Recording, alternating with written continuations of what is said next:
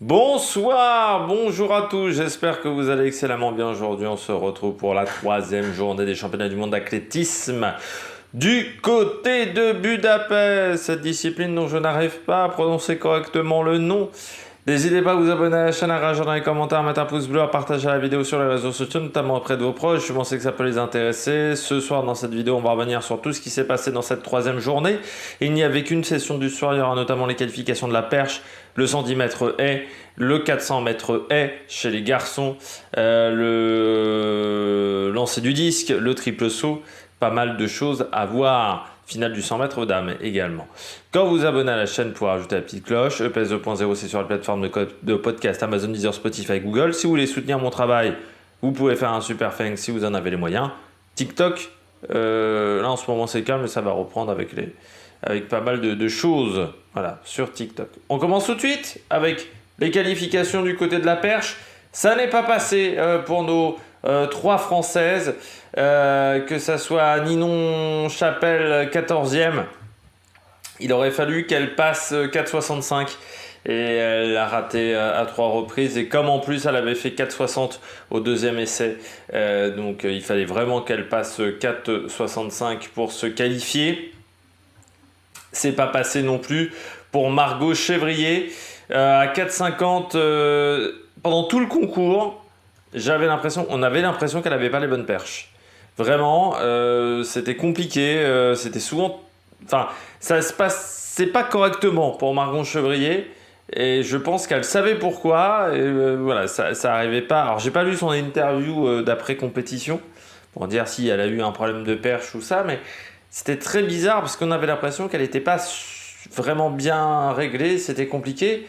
C'est pas passé non plus du côté des Françaises pour Marie-Julie Bonin, mais là ça a été beaucoup plus laborieux. Déjà à 4,30 c'est compliqué. Pas mal de filles aussi ont fait un zéro pointé parmi les compétitrices. Et puis on a quand même quelques filles qui ne sont pas passées. Oli Bradshaw qui reste bloquée à 4,35. Wekenant la belge, mais Bradshaw c'est vraiment une grosse surprise. Vous avez également, j'ai vu, Alicia Newman, 4,50 seulement, la canadienne. Là aussi, c'est une mauvaise surprise pour elle. Parmi les grands noms éliminés dans cette catégorie. Sinon, c'est passé pour Cathy Moon, pour Penaido, la vénézuélienne, Murto, la finlandaise, Kennedy, Moser, Hall, Zvabikova également est passée, Sandy Morris également avec Bridget Williams, Tina Sutage, Elisa Molinarolo et Molly Caudry également qualifiée avec 4,65 personal best pour Molina Rollo, l'italienne, comme pour Anna Hall, l'américaine, à 4,65. On passe sur les séries du 400 mètres. Du côté des filles, c'est passé pour Rochelle Clayton et Dalila Mohamed avec Carolina Kravzik. Alors, elles étaient intéressantes ces séries parce que, je rappelle que le ski à 100 mètres, on n'a pas McLaughlin. Donc il y a de la place forcément pour ses adversaires pour aller chercher un titre. C'est passé également pour Leigh Conane et pour Sartori, autant en 54,82, record personnel. Dans la deuxième série, c'est passé pour Geneviève Russell, pour Geneviève, pour Anna Cockrell, pour Vaudreuff également du Panama, Sutherland. Russell assez impressionnante, 54-53, c'était assez costaud. C'est passé aussi pour Adekoya, là aussi nouveau record d'Asie, 53-56, mais avec une aisance, tu sens qu'il y a de la marge encore pour elle. Devant Andrenet Knight, Follow Runzo et Peters. C'est passé également pour Van der Waalt, la sud-africaine. La quatrième série, on voulait savoir comment était Fenkebol. 53-39, elle a mis une peignée à tout le monde, comme la néerlandaise. Devant Tchakchouk, Klaes, Kloster et Demes, reprise au temps. Puis dans la série numéro 5, Jessie Knight est passée devant Shamia Little, Rezikova et Jishova. Et Nadi également, la marocaine, est passée. Pas de grande surprise dans ces qualifications du côté du 400 haies. Les favorites sont là. Du côté du 400 mètres et masculin, il y avait 3 demi-finales. C'était du lourd, hein, vu le niveau en ce moment chez les garçons. C'est passé pour McMaster, pour Maggie, dans la première, 47-72, 48-30. Ce n'est pas passé pour Julien Vatrin, en 48-94, le Belge, qui était dans le relais 4x4 mixte. Dans la deuxième série, c'est passé pour Wade Benjamin en 47-24 et Alisson Dos Santos presque tranquille en 47-38. Il a très peu couru Dos Santos, mais alors il revient pile au bon moment. C'est pas passé pour Ludwig Vaillant. Nos deux Français ont explosé les dernières haies, c'est-à-dire qu'ils sont vraiment marché. Ils ont fracassé, quand je dis fracassé les dernières haies, ils n'ont pas prises, mais ils ont les deux dernières haies pour Ludwig Vaillant, et c'est vraiment une catastrophe au niveau des foulées. Ça passe pas du tout. Et ça a été une catastrophe. Il était avec Dos Santos et Benjamin, mais il a complètement explosé. Je pense dès la 7e, il est pas bien. C'est-à-dire dès l'entame du deuxième virage, vraiment c'est compliqué pour Ludwig Vaillant, et sur la fin c'est très difficile. C'est pas passé non plus pour Bovin en 49-75. Et puis dans la dernière demi, il y avait Karsten Warholm. Alors qualifié pour le moment, Karsten Warholm, c'est la deuxième haie, c'est limite. Mais il semblerait que son pied soit au-dessus du plan. Mais il a passé son pied en fait par l'extérieur. Il n'était pas dans l'axe de la haie. Enfin, je sais pas comment le dire, mais il a passé son pied, mais pas au-dessus de la haie, sur le côté de la haie. Mais il semblerait qu'il était au-dessus du plan. Donc pour l'instant, il est toujours qualifié, mais il faut voir s'il n'y a pas des réclamations. C'est pas passé par contre pour Wilfried Apio. Là aussi, hein, la dernière haie fracassée, ça peut pas le faire. C'est pas passé non plus pour Copello. C'est passé pour Roshan Clark, 47-34, record U20, assez incroyable. Et puis Trevor Bassett, 47-38, personal best. Et Abouakou, 48-39, donc dernier qualifié de ces demi du 400 haies. Triple saut, le titre pour Hugues Fabrice Zango. Pourtant, il est tombé face à deux Cubains qui lui ont mené la vie dure. C'était pas facile, mais il a réussi à s'en sortir. 17-64, on a vu qu'il manquait quand même un petit peu Pichardo devant Lazaro Martinez et Christian Napoles, avec une piste quand même de saut en longueur et triple saut qui a l'air d'être assez compliquée au niveau notamment, on a vu sur l'heptathlon, mais sur d'autres disciplines aussi, c'est très compliqué de se régler parfaitement sur cette piste. Il y a beaucoup de personnes qui mordent, il y a beaucoup de sauts mordus dans les sauts pour le moment, donc c'est que la piste est pas facile à gérer.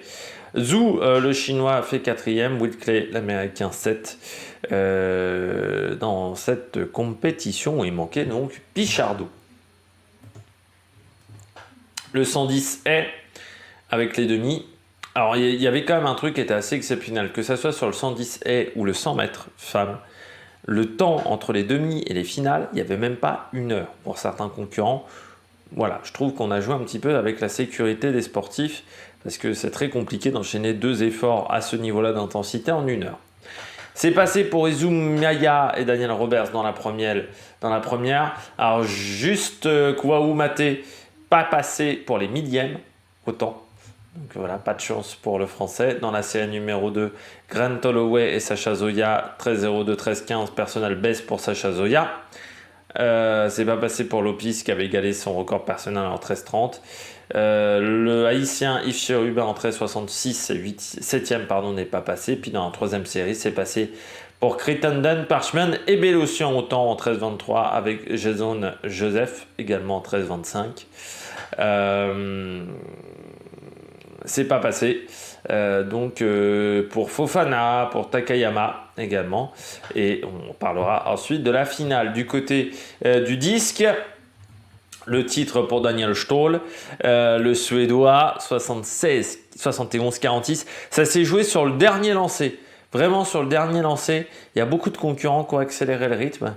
Et Daniel Stoll, qui était dernière, Che à ce moment-là, il lui est passé devant, et même si Che a amélioré, il n'a pas réussi à améliorer suffisamment pour dépasser Stoll. 71-46 pour Stoll, 70-02 pour Che, mais ça allait loin, Stoll, c'est vraiment une très très belle performance, et 68-85 pour Alekna. 68-24 également pour l'Australien Mathieu Denis, mais on a eu un beau concours, hein, puisque vraiment, vous en avez 7 qui sont au-delà de 65 mètres. C'est vraiment très très bien ce qu'on a eu sur ce concours, un très très beau niveau.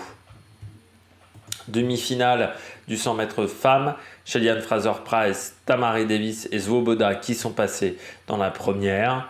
Dans la deuxième, c'est passé pour Shaika Jackson, Marie-Josée Talou et Sha'Carri Richardson au temps, mais qualifié en 10,84. C'est pas passé pour Kambodji malgré un season best.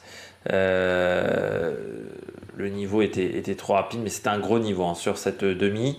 Et puis dans la dernière demi, Julian Alfred qui a failli être disqualifié. Son premier temps de réaction était de 27 millièmes et c'était dû à un mouvement. Mais alors, elle a failli être disqualifiée, elle s'est pris un carton jaune et sur le deuxième, elle rate complètement son départ de 10e, comme Brittany Brown. Mais les deux finissent très fort. Et Asher Smith, par contre, a eu beaucoup de mal à finir. Et c'est pas passé non plus pour Rosius, la Belge, et Geraldine Fry, la Suissesse. Pour la finale qui avait lieu donc, là je vois 20h51, donc seulement une heure après, moins d'une heure après.